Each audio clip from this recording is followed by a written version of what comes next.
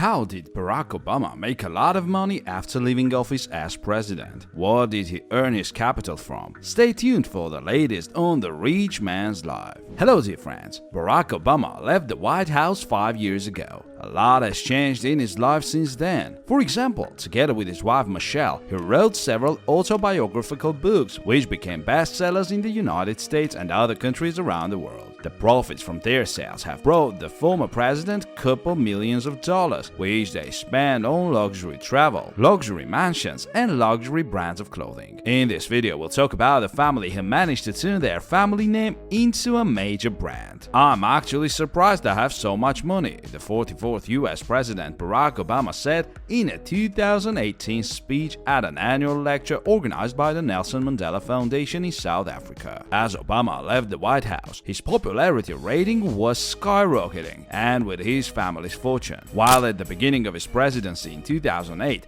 the Obama family had about $1.3 million on its account. By 2021, this amount had multiplied. Currently, according to various estimates, the family's capital ranges from $70 million to $135 million. The lion's share of Barack's and Michelle's income comes from their books. Exotic note: Michelle and Barack Obama are the epitome of the modern couple, wielding enormous influence while remaining a model family. When they met, Michelle was 25 years old and steadily climbing the career ladder at a law firm in Chicago. Girl decided to stop dating at that point. It was distracting her from her work. I saw his picture in the summer edition of our employee directory. The picture was clearly not flattering to him. The poorly lit shot showed a guy with a big smile, the kind of nerd. Barack's bio said he was born in Hawaii, which made him a relatively exotic nerd. There was nothing else that caught his eye, is how Michelle Obama describes her first impression of Barack in her book Becoming. When she met him though, the trainee impressed her with his self-confidence, sincerity, and out-of-the-box thinking. They fell in love quickly, and few years of a long-distance relationship while Barack was at university did not derail their plans to be together. The couple make no secret of the fact that they are constantly working on their relationship.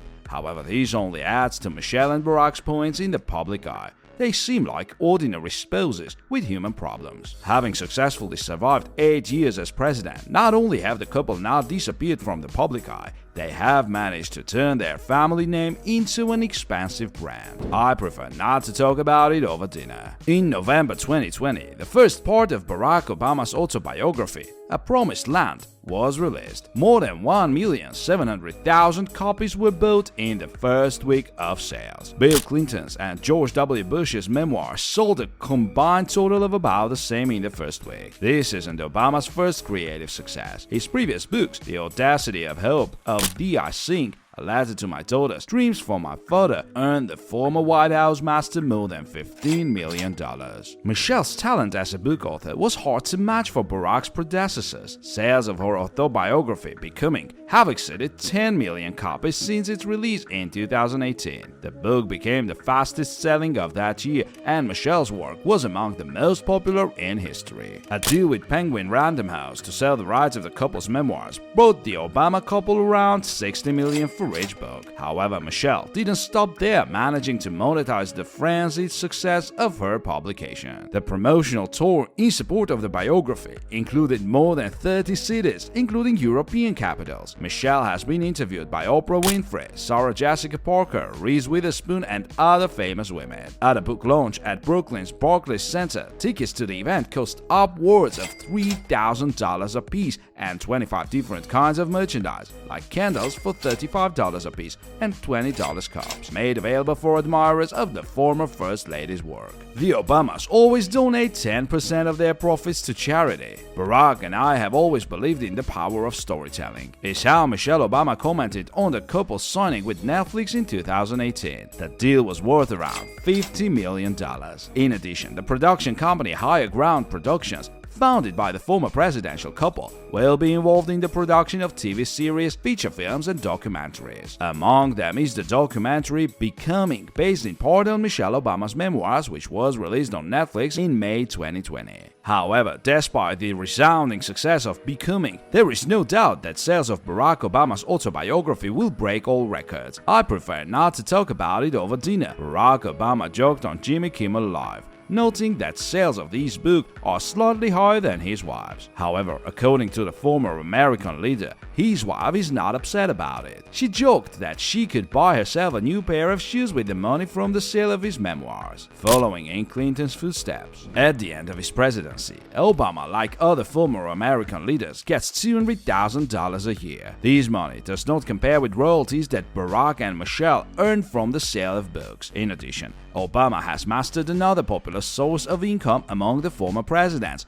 which introduced in fashion the Clintons: paid speeches at conferences, private lectures, and seminars. Barack's rates are impressive, about $400,000 per speech. Michelle asks less for her speech, about $225,000. Thus, Obama's lectures to Northern Trust Corporation cost $800,000, and 44th U.S. president earned $1.2 million for 3 speeches for companies from Wall Street, what caused a flurry of outrage of many Americans. Obama's cooperation with bankers was considered a hypocrisy because during his presidency he was harshly criticized by big banks and increase of financial inequality in society. Affordable luxury. Michelle Obama appeared on the cover of Vogue 3 times and deservedly held the title of style icon. Vanity Fair magazine praised the Obama couple's style in 2017, listing them accordingly. Meanwhile, the couple are known for their love of affordable fashion. Barack has appeared in public more than once in the same dinner jacket, while Michelle has not shied away from outfits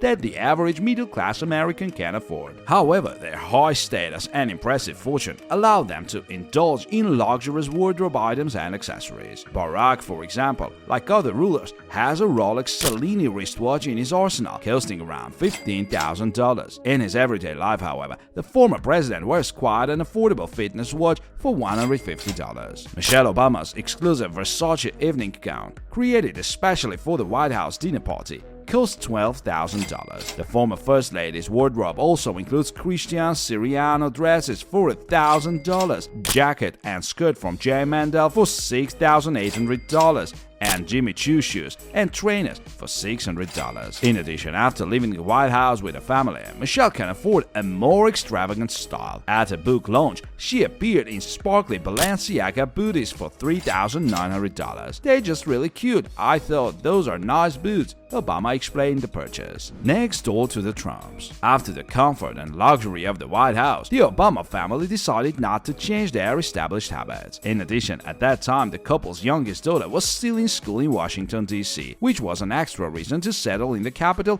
and delay the return to the house on the south side of Chicago, which costs, by the way, $2.5 million.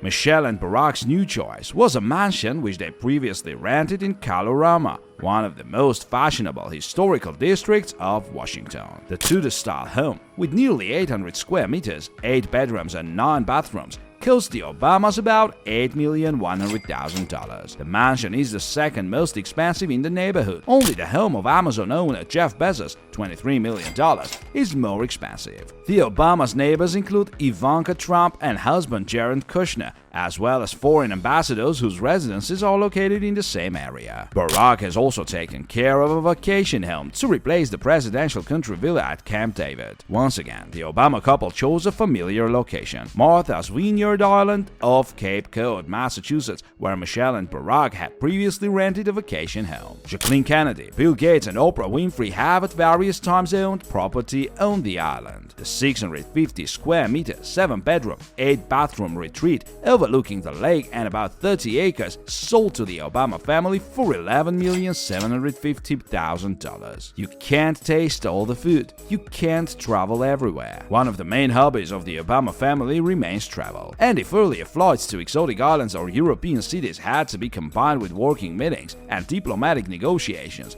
Obama can afford to relax and go on real holiday after he left the White House. This is exactly what he did immediately after the inauguration of Donald Trump. After promising to spend a few months restoring a healthy sleep pattern, Barack and his family went to Palm Springs in Southern California and afterwards on a trip to the islands of French Polynesia, Hawaii, and Bali. In his native Hawaii, Barack stayed at the Hale Arena, which rents for between $5,000 and $10,000 a day. The family company is often made up of international celebrities and multimillionaires with whom Obama has been friendly since his presidency. The former U.S. leader used to spend his time on Richard Branson, founder of the Virgin Business Empire, on his private 30-hectare island Necker in the British Virgin Islands. Only 30 guests may stay there at any one time, and the entire island can be rented for about $75,000 a day. During the holiday, Barack enjoyed kiteboarding and swimming in the panoramic pools overlooking the Caribbean Sea. The family rented a bungalow on the private island of Titioria in French Polynesia. It was here, on the resorts of white beaches, that Barack is said to have worked on his memoirs, and in his spare time, he would tour the island on the luxury yacht Rising Sun, owned by American producer David Geffen, a generous contributor to the Obama presidential campaign. Joining Barack on this, one of the largest yachts in the world, were his celebrity friends Oprah Winfrey, actor Tom Hanks, musician Bruce Springsteen. The famous quartet, along with former First Lady Michelle Obama, boarded the luxury yacht Rising Sun for a tour of the islands of French Polynesia. They had breakfast on Vanilla Island, made a stop on Letahas Island, and will continue on to Bora Bora. Travel and Leisure describes Obama's itinerary. However, the former president is not just vacationing on beaches. In 2019, the couple and their daughters were spotted in the French town of Villeneuve-les-Avignon. There they rented the 18th century mansion Le Mas de Poirier, located on an island in the middle of a river. The house measures 1,200 square meters and costs $62,000 a week to rent, with 26 hectares of private land, pear orchards, a picturesque field of sunflowers, tennis courts, and a swimming pool, as well as the service of 2 chefs and waiters. The former presidential couple, however, are clearly not intimidated by such expenses. You can't eat all the food. You can't travel all the way around. I mean, I have enough money, Obama usually replies. Have you read any of Barack Obama's books? If so, please write your opinion of them in the comments. We would be interested to read them.